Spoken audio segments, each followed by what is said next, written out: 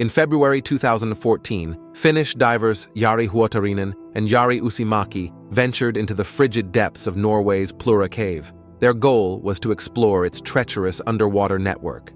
Suddenly, Huotarinen became entangled in his equipment, over 300 feet below the surface. Panic set in as he struggled against the darkness and freezing water. His companion, Usimaki, desperately tried to help, but in the unforgiving depths of the cave, tragedy struck. What happened next in the Plura cave? Watch till the end to discover the chilling story of the Plura cave disaster.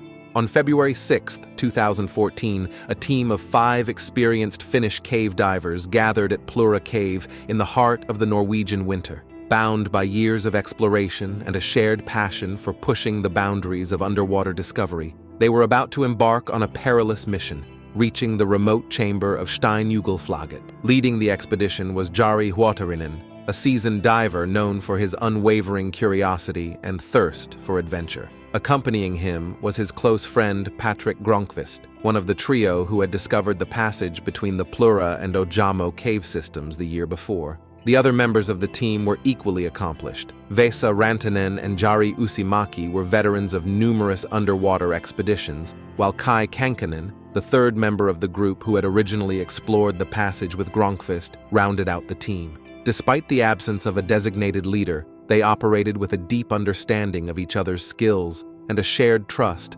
honed through years of diving together. As they prepared to breach the icy surface of Plura, a sense of anticipation hung heavy in the air. Little did they know, the depths of the cave held a terrifying secret, one that would test their courage, their resilience, and the very bonds of their friendship. The journey to Steinjugelflaget is an odyssey through a world of darkness, chilling temperatures, and treacherous underwater passages. To reach the hidden chamber, divers must first negotiate a series of challenges. In the Plurdalen Valley, a 35-meter-wide river surges out of the ground, seemingly from nowhere. This strange pond, known as Plura, is the entrance to the cave system. Divers must navigate a half-kilometer swim through the river's submerged passages, leading to a colorful underwater grotto. This vibrant cavern is a popular destination for hobby divers, offering a chance to marvel at the cave's geology. Many choose to turn back here, but for the most experienced and adventurous, it's merely a waypoint. Beyond the grotto lies a narrow sump, an underwater pocket of icy water. Negotiating this challenging bottleneck is critical, for it's the gateway to the deepest and most treacherous portion of the dive. The route becomes increasingly narrow, demanding technical prowess and absolute focus. After conquering the sump, divers finally begin their ascent towards Steinjugelflaget. However, the dangers don't diminish. With depths still exceeding 130 meters, the threat of decompression sickness looms large. The icy water and crushing pressure constantly test the limits of human endurance. Reaching Steinjugelflaget is not the end of the ordeal. The only way out is a precarious crack in the collapsed side of a hill, an arduous 90-meter climb above the cave's ceiling. The journey through the depths of Plura isn't just physically demanding. The pitch-black waters create a disorienting environment, putting extreme mental pressure on divers.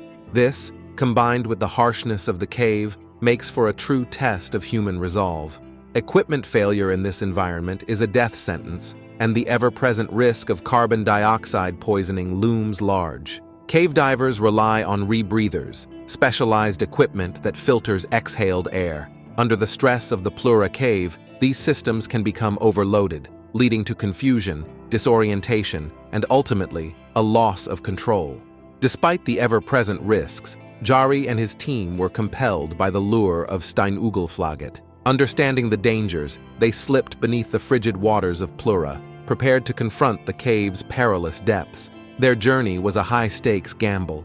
This was no ordinary dive. While most amateur divers limit their explorations to depths of around 30 meters for less than an hour, reaching Steinjugelflaget demanded a grueling 5-hour journey aided by underwater scooters. About an hour into the dive, tragedy struck. As they negotiated one of the deepest sections of the cave, approximately 110 meters below the entrance, Patrick realized with horror that his friend, Jari, was missing. Turning back, he found Jari entangled in a cord connected to his equipment and battling rising panic. Patrick, ever calm and collected, attempted to free his friend while offering him a spare gas cylinder to manage his breathing. Tragically, while trying to switch mouthpieces, Hari accidentally swallowed water and drowned in his diving gear. In that moment, Patrick was faced with an impossible choice. His friend was gone, and further delay in his ascent risked his own survival. Deep dives demand slow, calculated ascents to prevent decompression sickness, a potentially fatal condition caused by rapid changes in pressure. Decompression sickness, a potentially deadly condition caused by nitrogen bubbles forming in the bloodstream, loomed large. The longer a diver stays underwater, the more nitrogen their body absorbs. A slow, controlled ascent is crucial to allow the body to safely release this absorbed nitrogen. Patrick had already spent 20 extra minutes trying to aid his friend. This extra time, combined with the depth of the dive, meant hours of additional decompression stops would be needed. However, there was another complication. The second group of divers, unaware of the tragedy that had unfolded, were approaching the narrow passage where Jari's body lay. The leader of this group, Vesa, found himself in a heart-wrenching predicament. Two paths lay before him. The first option was to attempt to squeeze past Hari's body. In the tight confines of the passage, this would be a slow and delicate maneuver. Every movement had to be carefully considered, adding precious minutes to his already extended dive time. These extra minutes would significantly increase his risk of decompression sickness. The other option was to turn back. This wouldn't be easy either. Patrick had mentioned their planned route, and venturing back would mean navigating a complex series of underwater tunnels, a risky proposition in the best of circumstances. Moreover, their gas supplies were limited, and a long, unexpected journey back could leave them dangerously low on gas. Vesa was acutely aware of the dangers, but the thought of abandoning his friend's body in the cave was unbearable. Understanding the urgency of the situation and the potential consequences, Vesa made a courageous decision. He opted to try and squeeze past Hari, prioritizing the possibility of reaching the surface alive. The process was agonizingly slow and demanding. The narrow passage and the emotional toll of the situation took their toll. It took Vesa a grueling 15 minutes to maneuver past Hari's body. These extra minutes not only used up more gas, but also pushed him closer to the danger zone for decompression sickness. Further disaster awaited. While Vesa navigated the narrow passage, Jari Uzumaki, another member of the second group, ran into difficulties. Upon encountering the distressing scene, Jari Uzumaki appears to have panicked, leading to a fatal cascade of events. The final diver, Kai, attempted to aid Jari Uzumaki, but was unable to prevent the second tragedy. Faced with unbearable uncertainty, Kai made a critical decision. Rather than continue towards Steinugelflaget, he turned back, a journey that would test the very limits of his endurance. After a grueling 11-hour dive, Kai finally emerged from the icy depths of Plura. The other surviving divers, Patrick and Vesa, surfaced hours later, suffering from the effects of their shortened ascents. All three were hospitalized with decompression sickness. Tragically, the Norwegian authorities deemed it too dangerous to recover Jari's body, leaving him trapped in the icy depths of the Plura cave. Despite the emotional toll of the tragedy, a flicker of hope remained. Jari's grieving wife received a promise from his diving companions. They would bring him home. Driven by their promise, the divers knew they had to retrieve both Jari's bodies. Since reaching them from the Steinugelflaget side proved impossible for the British divers, they would once again navigate the hazardous Plura traverse. This meant diving deep into the cave, carefully cutting Jari Huotarinen's body free, and then maneuvering it back through the narrow passages. Their plan was meticulous, yet risky. One diver would steer an underwater scooter while towing the body, while the other followed closely to guide and assist. Their path led them back through the entire Plura cave system, a journey demanding precision and absolute focus.